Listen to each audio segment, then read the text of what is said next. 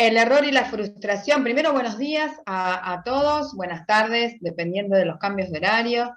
Bueno, y esta es la ponencia de hoy, el error y la frustración, obstáculos o incentivos para el desarrollo del rendimiento deportivo. Y yo, como decíamos recién con René, me encanta el diálogo, así que los escucho a ustedes. ¿A ustedes qué les parece? ¿El error y la frustración son obstáculos o son incentivos para el desarrollo deportivo? Los escucho. Abran los micrófonos, escriban en el chat, lo que sea. Vamos. Desde mi punto de vista, hola Laura, hola a todos. Desde mi Hola punto de Hernán. vista, es un incentivo. Depende de la mirada del entrenador, del jugador, del optimista que uno puede hacer, justamente tomar ese error, esa frustración como una experiencia y un aprendizaje, justamente para que sea incentivo. Pero también creo Buenísimo, que también muchas. puede ser un obstáculo. Creo que también puede ser un obstáculo desde el punto de vista de la imposibilidad física, de la imposibilidad quizá de la capacidad, ¿no? Entonces, ahí hay un gris que, bueno, me parece que habría que ver en detalle ese gris, pero en líneas generales, desde mi posición, es un incentivo. Gracias. Buenísimo. Gracias Hernán. Andrés. Sí, buenos días. Mira, pues yo considero que ahí, dependiendo del enfoque que se le dé, dependiendo de cómo se canalice, si el entrenador y el mismo deportista logran canalizarlo hacia un punto de vista positivo, puede convertirse en un incentivo muy fuerte y en un aliciente para seguir trabajando y mejorando la técnica y todo lo que tiene que ver con la búsqueda de resultados. Pero si no hay una canalización, si de pronto el entrenador no tiene las herramientas suficientes para poder orientar mejor al deportista, pues se va a convertir en una gran frustración, en un gran obstáculo y en una gran dificultad que podría incluso llevar al deportista al abandono de la disciplina. Buenísimo, muy bueno esto que están diciendo y ahora vamos Laura, a ir viendo. Laura, en el Sí. chat también tenemos, mire, Alonso Saavedra Ah, nos dice que es un incentivo. Felipe Romero nos dice que desde su experiencia con deportistas varía según el deportista. Algunos el error los motiva un montón, mientras que a otros el error los hunde emocionalmente. Y Félix nos menciona que cree que son obstáculos, ¿no? En el caso que sea una persona con tendencia a la ansiedad. qué bueno esto, ¿no? Con tendencia a la ansiedad. Bueno, vamos a ir viendo, porque en realidad tanto el error como la frustración son inherentes del deporte, ¿no? O sea, los encontramos permanentemente en el deporte. Sean obstáculos o sean incentivos, están en el deporte y algo tenemos que hacer para abordarlos. Y eso es lo que vamos a ver. Interesante las propuestas que decían. Pueden ser obstáculos o pueden ser incentivos dependiendo de cómo los abordemos y de cómo los tratemos. Entonces, vamos a ver primero cuáles son las definiciones de error, frustración, y a mí me encanta hacer la diferenciación entre frustración y fracaso, ¿no? El error, una acción desacertada o equivocada, y esto lo dice la Real Academia Española, nada de ningún pensador muy elaborado, pero es la Real Academia Española dice que un error es una acción desacertada o equivocada. La frustración aparece como un sentimiento de tristeza, ¿no? Ante una decepción, ante una desilusión, ¿no? Que provoca la imposibilidad de alcanzar ese objetivo. O en el caso del deporte, también ese rendimiento deseado, ¿no? Y entonces aparece esta sensación de tristeza, de depresión, que enfrenta a cualquier deportista, cualquier entrenador, cualquier árbitro y hasta los dirigentes deportivos, también el hincha, del cual nosotros no nos encargamos tanto en esto, sino que nos vamos a encargar más de la escena de la competencia, del campo de juego. En cambio, el fracaso también aparece ante un resultado adverso, ¿no? Y esto también lo dice la Real Academia Española. Y también podemos decir, che, no se alcanzó el rendimiento deseado, y entonces aparece esta sensación de fracaso. Pero ¿cuál es la diferencia? Esto que dice aquí abajo. Laura, En la perdóname que te frustración, corte. sí. Perdóname que te corte. Me están mencionando que no se ve las diapositivas, se quedó en la primera, en el título. Ah, oh.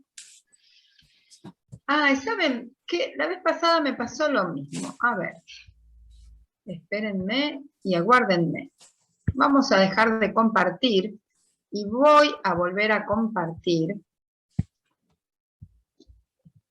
Lo vamos a hacer, a ver, desde aquí. Ahora, cuéntenme. Perfecto, ahora sí. Ah, ¿vieron?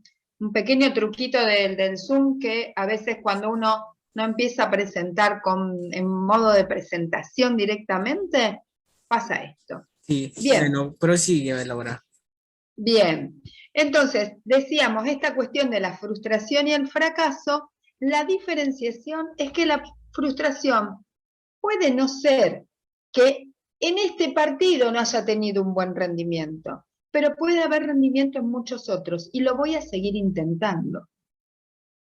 En cambio, cuando hablamos de fracaso, como no fue acá, no va a ser más. Y no lo intento más. Me frustré, pero también sentí que fracasé, que no puedo volver a intentarlo o que no quiero volver a intentarlo y siento esta sensación también de tristeza, de decepción, de desilusión, pero no lo quiero volver a intentar. Entonces, una cosa es una frustración por una mala actuación en el deporte, pero sé que viene un partido o una competencia después, ¿no? Y voy a seguir intentando en este deporte. Y el fracaso, en cambio, es cuando el resultado no se da, no lo sigo intentando y abandono el deporte. ¿Mm? Ah, bien. Ahora lo que no funciona es mi computadora. Qué problema vamos a tener. Ahí estamos. Ahí funciona. Bien. Cuando nosotros tenemos que tomar una decisión en el campo de juego o en el entrenamiento, vamos a ir al deporte específico, tenemos un órgano que nos permite pensar, que es el cerebro. Ayer hablaban un poco de la diferencia entre el cerebro y la mente. En la mente es cómo pienso. Y eso que pienso lo ejecutan los músculos. Allí en el cómo pienso se juegan todas las variables, ¿sí?, que podemos encontrar. La emoción, la motivación, la ansiedad que decían recién, ¿no? Los niveles de arousal de los que se hablaba ayer también. Y entonces el rendimiento sí va a tener que ver con esta intencionalidad que se jugó acá en el cómo se piensa, ¿no? Y en el cómo fue ejecutado por la acción motriz, que tiene que ver con la individualidad. Tengo una intención y tengo una parte individual, que es cómo tengo yo la posibilidad de concretar ese rendimiento. Y esto nos lleva a un concepto interesante que plantea Carl Newell, que es los tipos de constreñimiento. ¿Qué son los constreñimientos? Aquello que nos limita, aquello que nos impide seguir un poquito más allá, nos limita. Y nosotros tenemos en el ámbito del deporte diferentes constreñimientos. Y esto, aunque veamos que nos estamos alejando un poquito del error y de la frustración, ya vamos a ver cómo se relaciona. El constreñimiento puede ser de la tarea. ¿Por qué? Porque la tarea que vamos a hacer en este entrenamiento va a ser esta y no otra. Y entonces ya limito al objetivo del entrenamiento, limito al objetivo de la tarea, limito al objetivo de la competencia, o limito al deporte. Por eso habla de las reglas de juego. En el vóley se puede patear con el pie ahora, hace un tiempo no. En el básquet no se puede patear con el pie. En el fútbol, salvo el arquero, no se puede tocar con la mano. Y esto es un límite. También hay condiciones de espacio-tiempo, también hay condiciones de material existente, esto que nos pasa a los que trabajamos en deporte permanentemente. ¿no? Siempre queremos un espacio más grande para entrenar, más cantidad de elementos, menos cantidad de elementos, de diferentes categorías, ¿no? Pero todas estas cosas son manejables por el entrenador. A diferencia de los constreñimientos del deportista, que tienen que ver con las características físicas, mentales, emocionales, motivacionales en ese momento, ¿no? En el de realizar la acción. Hay algunas que son más extendidas en el tiempo, como por ejemplo la altura, el peso, cuesta muchísimo más cambiar, y la altura llega un momento que no cambia, ¿no? Y otras son más funcionales, que tienen que ver más con lo situacional, que tiene que ver con la fatiga, la motivación, la concentración, pero que también van a depender allí del deportista. Algunas dependerán del deportista, otras dependerán de su estructura genética y no se pueden modificar. Yo no puedo modificar la altura salvo que haga alguna intervención quirúrgica o algo de esto, pero si no, no puedo modificar la altura. Y después están los constreñimientos del contexto, que son los constreñimientos del contexto, las características del entorno físico y social, ¿no? Donde se produce la acción. Por ejemplo, el clima, el estado del campo de juego, que a veces no es de lo mejor, que a veces son espectaculares, ¿no? O por ejemplo, en el hockey, que antes se jugaba en el hockey en césped, y ahora se juega en césped sintético, y entonces, por ejemplo, el traslado de la bocha es totalmente diferente, modificó la técnica, y esto es un constreñimiento, ¿no? Ya no le puedo pegar a la bocha de hockey como le pegaba antes, cuando jugaba en un césped, que no era todo parejito, cuando juego en un sintético, que sí es parejito, ¿no? Las normas de funcionamiento internas, las éticas también. Entonces, acá nos metemos en el error. ¿Qué tipo de errores nosotros encontramos en el deporte? Nos encontramos cuando un deportista comete un error. ¿Desde dónde lo comete? Lo puede cometer desde la técnica, ¿no? Una mala ejecución del gesto técnico. Y acá volvemos al constreñimiento. O por aprendizaje, porque no lo sabe, y entonces realizó mal el gesto técnico. O por constreñimiento, porque quiero realizar un gesto técnico que mi capacidad física no lo permite. Que la capacidad física del contexto no lo permite. O por un error ocasional, realicé mal ese gesto técnico.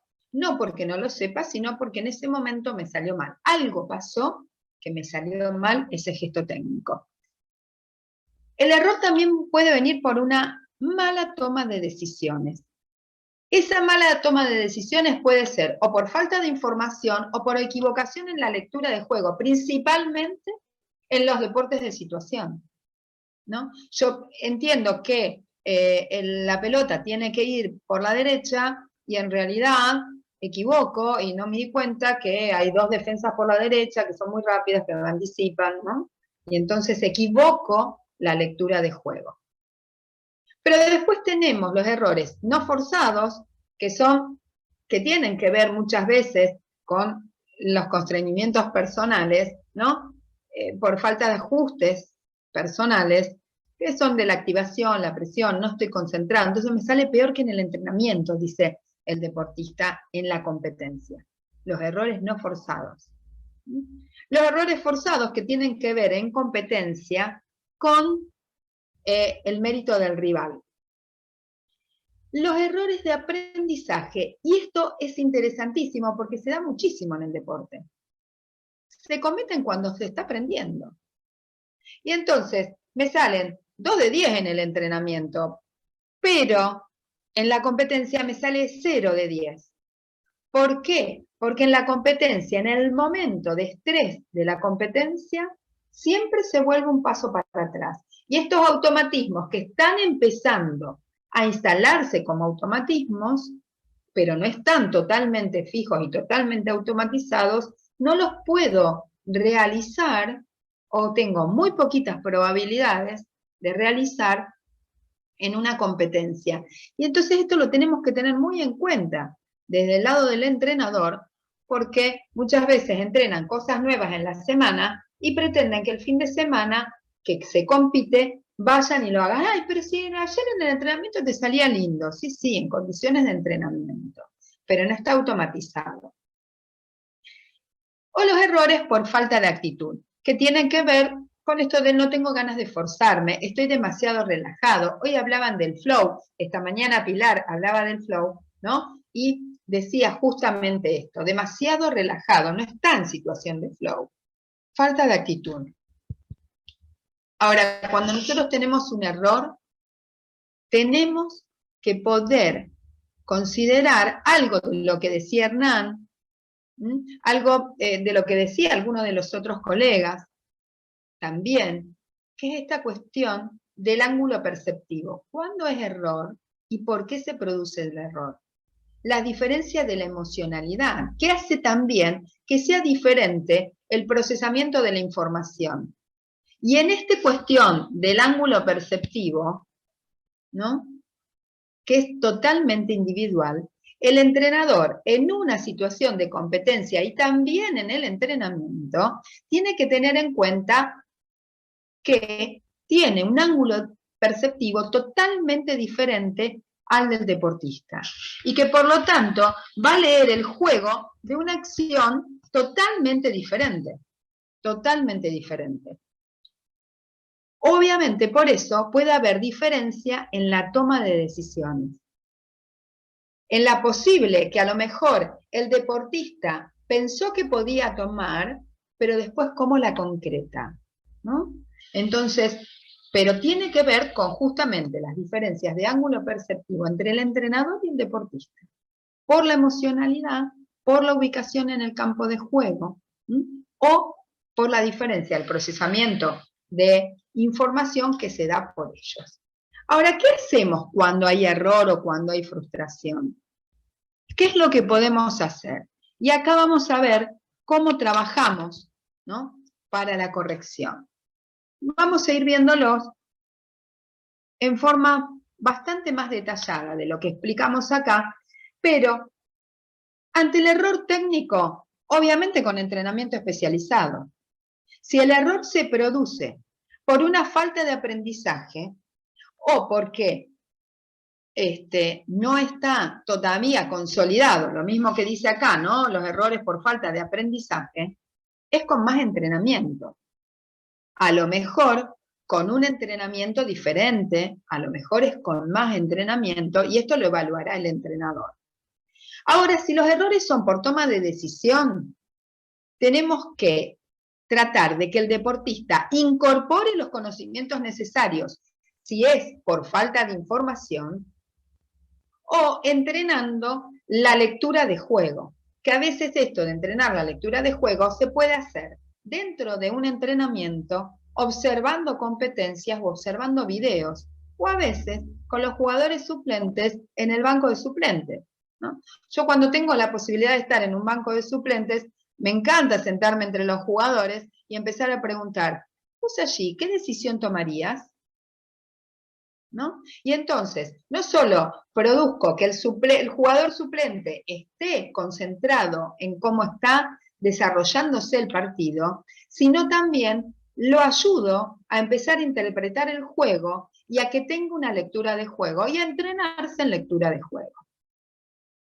Los errores no forzados en realidad no se corrigen con más entrenamiento, sino con mucha preparación psicológica. ¿Para qué? Para que no haya errores en la concentración, para que puedan afrontar la presión que a lo mejor esté jugando en esos momentos de los errores no forzados, o por ejemplo, para lograr una activación óptima o para lograr una ansiedad óptima, y que no nos jueguen una mala pasada en los errores no forzados. Los errores forzados no tienen corrección. ¿Podemos modificar la táctica? Sí, podemos modificar la táctica. ¿Podemos modificar la estrategia? Sí, podemos modificar la estrategia. Pero en realidad, cuando son por mérito del rival, el mérito del rival es algo que nosotros no podemos controlar. Sí podemos controlar nuestra actuación, y por eso hablo de modificar la táctica. Y la falta de actitud, con lo único que se curan es con entrenamiento psicológico. Y a veces, ¿no?, con las consecuencias, mencionar las consecuencias. Si seguís sin falta de actitud, si no le pones ganas, no vas a seguir jugando, no vas a ir a competir, no vas a poder entrar nuevamente al campo de juego o no vas a participar en la próxima competencia porque no estás entrenando o compitiendo con la actitud suficiente. Obviamente que hay que buscar por qué esa actitud está en baja, por qué aparece esa falta de actitud. Ahora, cuando se produce el error, ¿cuál es el objetivo que tiene el entrenador al tratar de corregir ese error? Y el entrenador puede tener dos objetivos. El primero es demostrar que sabe y que es un erudito en el deporte, o hacer catarsis, ¿no? Y entonces, no, pero vos hiciste las cosas mal, porque no ves que hiciste esto, y lo llenó de información. Ahora, si lo llenamos de información, el deportista, ¿qué puede procesar? Ahora, si el objetivo del entrenador con el feedback es lograr que el deportista sea cada vez mejor, o sea, tenga mayor maestría en su técnica táctica deportiva, el feedback va a tener que ser bastante diferente de darle 18.000 instrucciones o 18.000 correcciones todas juntas, ¿no? La vez pasada trabajaba con un entrenador que cuando salió el jugador, cuando terminó en realidad de competir, porque bueno, era en tenis, terminó de competir, le corrigió desde el saque hasta la posición de los pies en el drive, pasando por la posición del codito en el revés, y aparte de eso, en la actitud, porque golpeó 3 veces la raqueta en el piso. Le corrigió un montón de cosas, de las cuales, posterior al partido, el deportista no se acordaba de nada, de lo único que se acordaba era que lo había retado porque había golpeado 3 veces la raqueta en el piso. Con lo cual, da cuenta de qué es lo que decimos, ¿no? Cuando queremos transmitir, cuando queremos hacer una corrección, hay que hacer una gran corrección. ¿Por qué? Una sola instrucción, seleccionar lo que es prioritario corregir en ese momento. Corregir de acuerdo al objetivo que se persigue en ese entrenamiento. Si nosotros le damos muchísima información, asfixiamos al deportista y el deportista no va a poder corregir absolutamente nada. Ahora, si el deportista corrige con esa gran corrección, corrige lo que yo quiero que corrija, es porque la elección de esa gran corrección fue correcta. Si no, bueno, puede no haber sido lo prioritario, puede no haber sido la correcta, buscaremos otra forma. Tomaremos otro aspecto a corregir porque a lo mejor no fue el prioritario. Pero lo importante es que sea una corrección. Vamos a corregir desde la técnica a la táctica, desde la técnica, acá dice, del deporte específico o de la preparación física, porque muchas veces tenemos que corregir, no sé, cómo está haciendo un ejercicio de levantamiento, que tiene que ver, no porque haga halterofilia, sino porque es un ejercicio de levantamiento, un arranque, o una media sentadilla, una sentadilla, porque es parte de la preparación física del deporte, ¿no? Y entonces corregimos desde la técnica, corregimos desde la táctica, y corregimos desde la psicología. Cuando se comete algún error no forzado, cuando se comete un error desde lo actitudinal, vamos a corregir desde la psicología. Buscar una atribución externa va a proteger, ante el error, ¿no? Va a proteger la autoestima del deportista. Ay, no, sí, la verdad es que le pegué mal a la pelota porque había un palito en el, ¿no? Entonces, el palito adentro de la cancha me impidió que... No, la verdad que le pegué mal porque el sol me encandiló. Protege la autoestima del deportista, pero el deportista no aprende, porque no puede relacionar el rendimiento que tuvo con su propia actuación, con lo que él hizo realmente. Fue culpa del otro, fue culpa de algo externo. A ver, preguntarse, el deportista que se pregunte, ¿qué puedo hacer para mejorar lo que acabo de fallar? Entonces esto sí da la posibilidad de aprendizaje. Y lo que es importantísimo es que cuando el entrenador corrija y trabaje con ese feedback, genere emoción. ¿Por qué? Porque la emoción tiene que ver con el impulso, con aquello que te mueve a actuar. Entonces, es importante que el entrenador se haga esta pregunta. ¿Qué emoción provoco cuando corrijo? ¿Me ayuda a sacar lo mejor de ese deportista? ¿Qué emoción provoco cuando le digo, no, así no? Si el deportista ya se dio cuenta que cometió un error, ¿qué emoción provoco? ¿Va a movilizar al deportista o lo va a paralizar? Entonces, el interjuego allí entre emoción y pensamiento es importantísimo. Si yo provoco una emoción agradable, voy a tener más posibilidad que a posteriori de la acción haya un pensamiento, haya un razonamiento, que a su vez retroalimente esa emoción. Pero sí o sí, si nosotros queremos generar aprendizaje, emocionemos.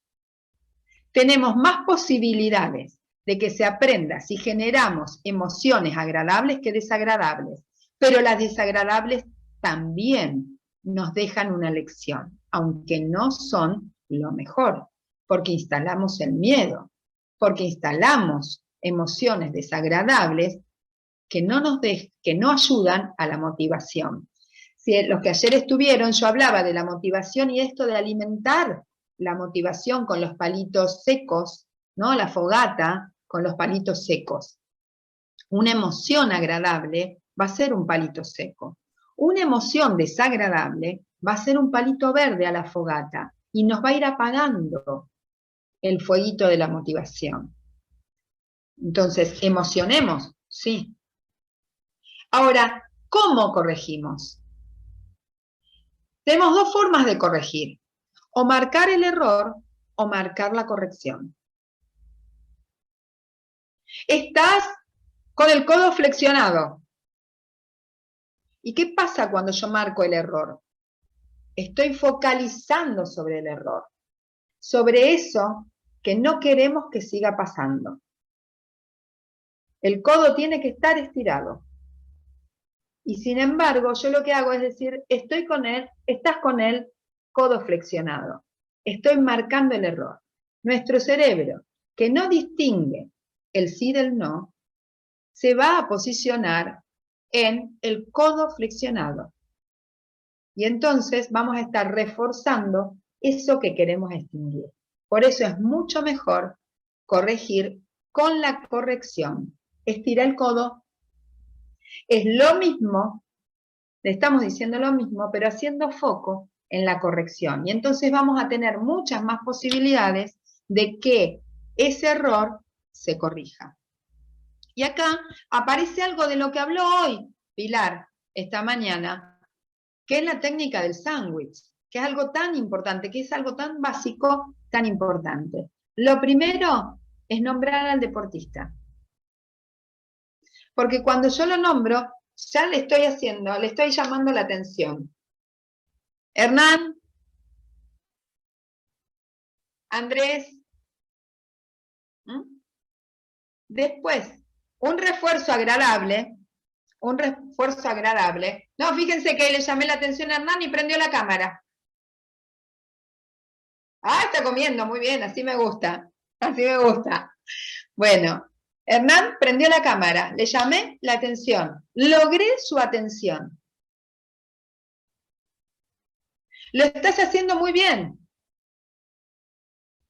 Vamos ahora a estirar el codo, instrucción técnica. Pero seguí haciéndolo con esa misma actitud. Si nosotros trabajamos siempre desde lo positivo, vamos a generar esta emoción agradable. Y si generamos la emoción agradable, tenemos muchas más posibilidades de que se corrija y de que haya un aprendizaje. Pero también podemos corregir preguntando. ¿Cómo? Con preguntas abiertas. El deportista descubre qué tiene que hacer para poder corregir. Entonces, estas preguntas abiertas no tienen como respuesta sí o no. Tienen que tener como respuesta la corrección que hay que hacer. Y con esas preguntas, el entrenador puede ir guiando. Si yo pregunto, ¿te diste cuenta que tenés que tener el codo estirado? Sí, no. Diferente es que yo pregunte, ¿qué deberías hacer? ¿O qué podrías hacer? ¿O de qué otra forma lo podés intentar?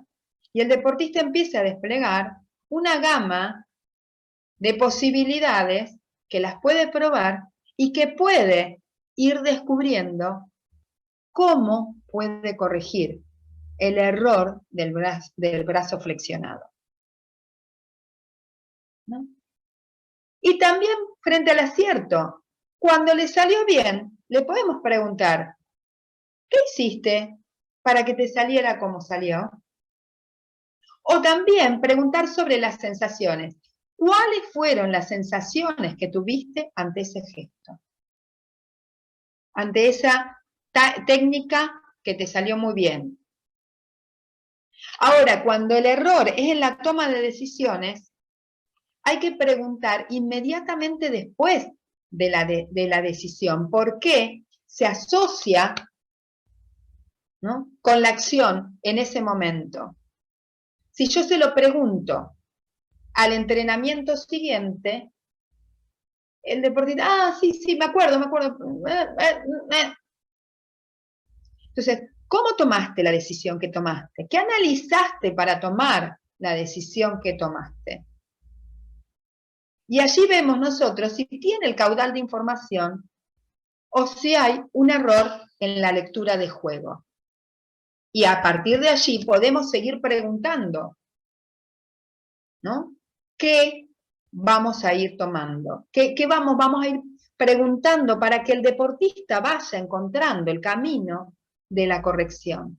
Si el deportista descubre esa corrección, eso se va a imprimir tanto en el mismo deportista, porque lo descubrió él mismo, que va a ser permanente ese descubrimiento. Ahora, ¿hay momentos óptimos para utilizar una u otra forma de corregir? Sí, hay momentos óptimos. Esta técnica del sándwich muchas veces se utiliza en la iniciación deportiva. ¿Qué digo iniciación deportiva? No digo niños únicamente, porque a veces, ¿no?, son deportistas nobles, son deportistas, jóvenes, ¿no?, que se están iniciando en el deporte, pero no solamente tienen que tener 6, 7 años, porque un deportista se puede iniciar a los 15 años, a los 16, a los 20, y utilizamos allí la técnica del sándwich, ¿no?, para poder captar esta concentración, esta atención del deportista y luego la corrección. Utilizamos también la técnica del sándwich cuando las atribuciones de los rendimientos de la actuación, cuando las atribuciones de la actuación sean la atribución del resultado. En los niños esto se da mucho, ¿no? ¿Cómo te fue? Mal, ¿por qué perdí? Y nosotros le tenemos que enseñar que las atribuciones van para el rendimiento, pero esto pasa. ¿no? En los niños.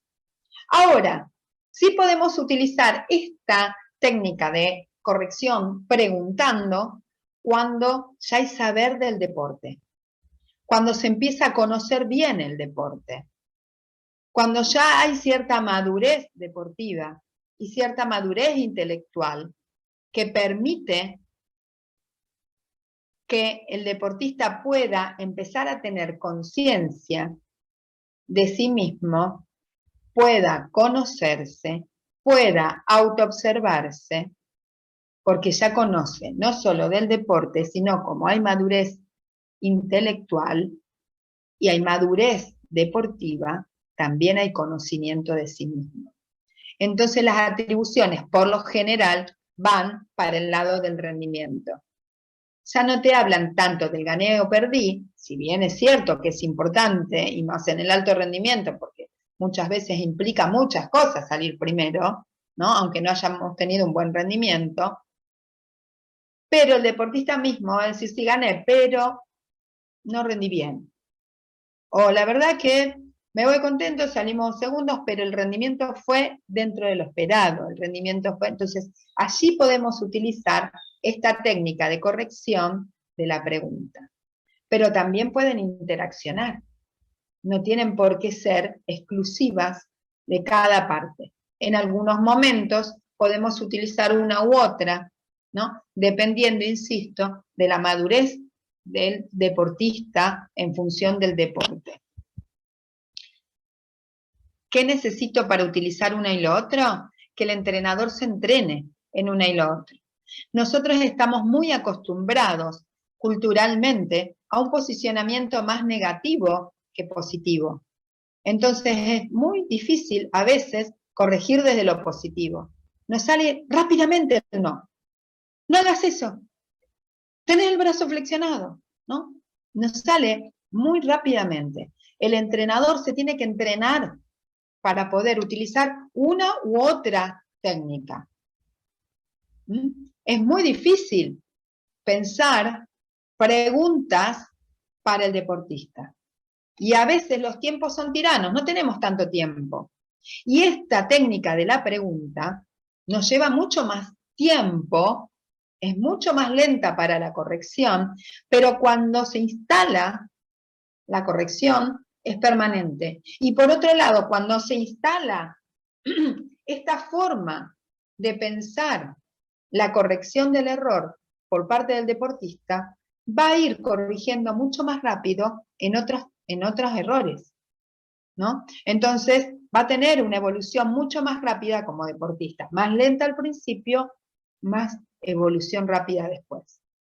Y obviamente que esta pregunta apunta a la autonomía del deportista, apunta a que el deportista se autocorrija y que eso es lo importante.